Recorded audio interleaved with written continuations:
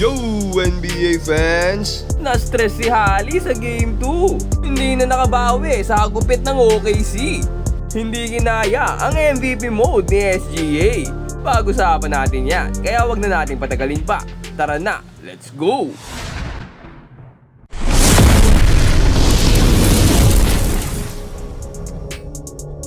At ayun na nga, Game 2 ng NBA Finals natin ngayon at ganadong-ganado ang both teams. First quarter nga ay nagpapalitan sila ng tres. Kanya-kanyang bitaw sa 3-point line.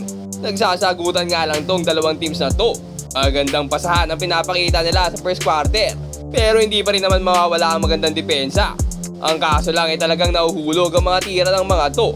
Pati kalamangan dito ay nagpapalitan nga lang din. At itong unang tres nga ni Hali ang magpapalamang sa kanila ng 3 kontra sa OKC.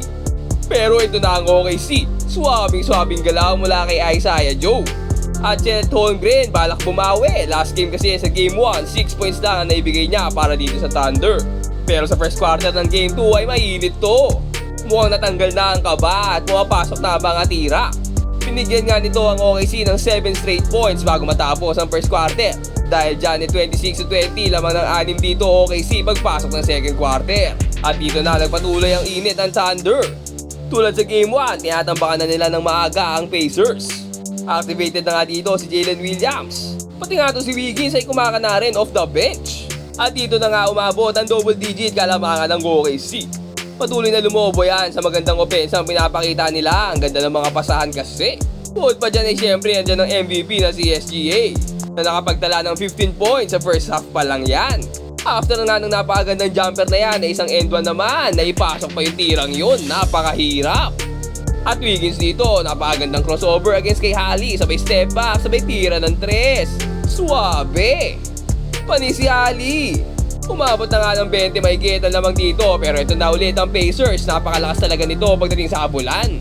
Pinangunahan nga yan ni Siakam. Dire-diretso ang aggressiveness. Pinapasok kahit si Alex Caruso pa ang bantay. Pinapatunayan kung bakit siya ang nanalong Eastern Conference MVP at napakagandang pasa pa nga niya sa corner. Tumigil ka ng 13 kalamangan dito ng OKC pero ito na naman sila. SGA hindi nagpapadaig, napakagandang pasa kay Caruso. At mukhang natuto na nga ito sa last game nila. Lock in na si MVP. Tinapos ang OKC ang first half na meron silang 18-point lead, 59-41. Pero hindi pa tapos ang Indiana. Pinubuhay sila nitong si Miles Turner, napakagandang depensa against kay Chet. At saka rin na nag-step up para sa scoring dito sa Pacers. Dito nga ay titira pa ulit ng isa, pero this time magbibintes. Pero okay lang dahil katulong niya din sa third quarter, ito si Aaron Nesmith. After na magandang hustle ay isang napakalupit na tres naman ang binitawan.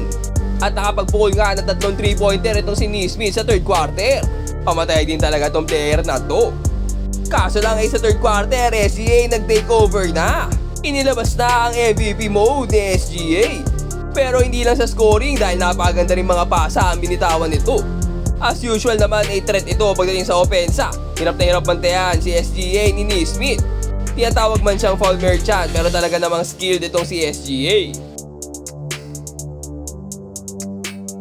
Dire-diretsong mid-range shots niya ang binitawan nito. Pero bukod dyan ay ini-involve niya rin ang teammates niya. Tingnan nyo naman, napakagandang pasahan mula sa OKC. Hindi tulad ng Game 1 na siya lang na siya ang tumitira. This time mukhang nagising na.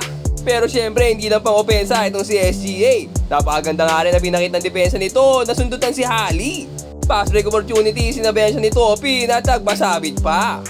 Nasundutan pa nga niya ulit from the back ang defender dito. Overall performance nga pinapakita dito ni SGA. At natapos ka third quarter na meron siyang 27 points. Samantalang itong si Tyrese after ng 3 quarter ay meron ng 5 points. Mukhang nahihirapan itong si Hali sa depensa ng OKC ah. Fourth quarter, 19 point lead dito ng Thunder pero hindi pa daw tapos ang Pacers. Ito na naman si Hali, susubukang habulin ang malaking kalamangan ng OKC. Napakagandang drive dito, libre-libre. Nawala ang depensa at pupuol pa ng isang malayuang tres. Partida may bantay pa yan. Sumabay ka pa, J-Dub. Tutulungan naman siya dito ni Maturin. At sinusubukan talaga nila ang palitin kalamangan. Dito napakagandang pasa mula kay Hali at napakagandang finish mula kay Maturin. McConnell naman dito, drive. Kaso naipit pero napakagandang bounce pass sa corner dito kay Hali at sabay tira ng tres. At from 5 points ay biglang nagkaroon ng 17 points itong si Holly sa fourth quarter. At mukhang ginanahan nga rin dyan ang girlfriend niya na nanonood. Dito nga sa video na to ay makikita nakikipag-trash-tukan pa ang girlfriend ni Holly. Inaaway pa ata ang fans ng OKC. Pero hindi naging sapat ang girlfriend buff nitong si Holly. Dahil talagang napakainit itong OKC. Napakagandang pasahan nga pinapakita nila dito. What a team chemistry. At talagang hindi nila mapigilan si SGA sa game na to. Napakagandang depensa sa kanya pero better offense lang talaga. Harap-harapan na yung kamay sa mukha niya pero pumapasok pa rin ang tira. Dito ay dalawa pa nga ang sumabay dito kay SGA pero talagang wala. Parang sinapian to ni Kobe bigla eh. Kobe Bryant pero may passing. Si Idol Kobe kasi medyo bakaw eh.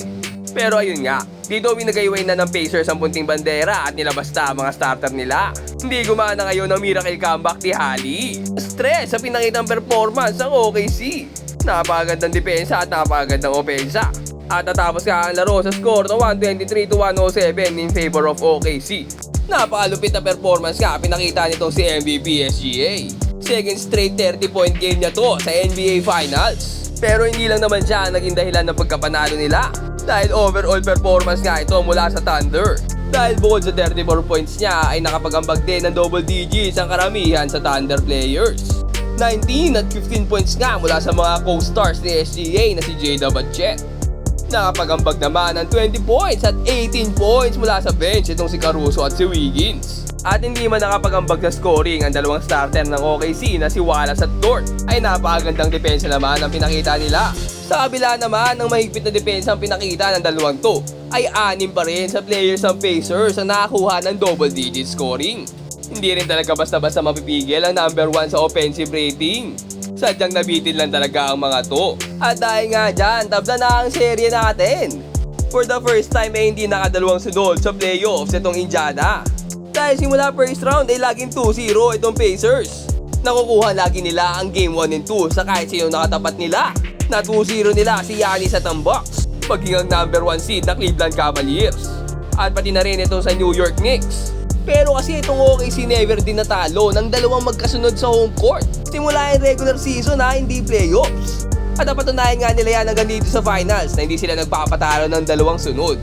Pero grabe rin kasi talaga itong si SGA. Nakapagtala pa nga ito ng bagong history at record.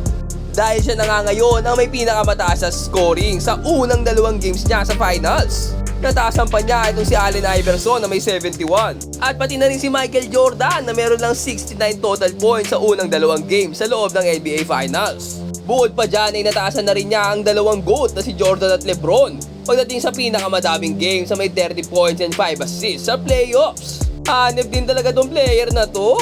Kaya talagang mahihirapan ng sobrang Pacers eh.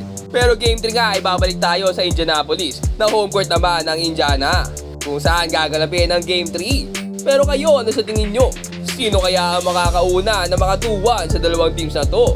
Mananalo kaya ang home team na Pacers? O mananakaw kaya ng Thunder ang game 3 dito sa Pacers? Comment down below and mag-subscribe ka na rin sa ating channel para lagi kang updated sa mga latest NBA happenings. Ayun lang for today, peace out and God bless.